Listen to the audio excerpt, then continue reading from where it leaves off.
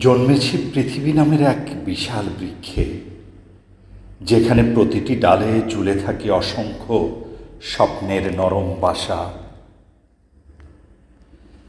দেখেছি হাসির আলো, কান্নার বৃষ্টি, ভালোবাসার নীরব অঙ্গীকার, আর হৃদয়ের গোপন ইচ্ছেদের ধীরে ধীরে বড় হয়ে ওঠা।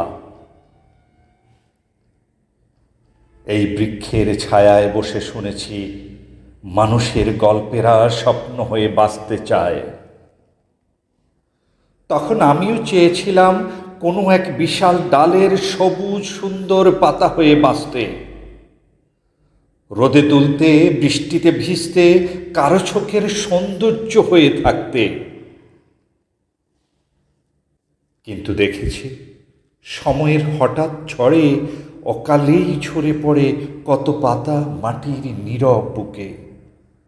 আবার সেই ডালগুলোর নিচে যখন দেখেছি অকাল মৃত্যুর মিছিল, ঝরে পড়া স্বপ্নের স্তূপ, তখন মনে হয়েছে হতে চাই না কোনো বিশাল ডালের।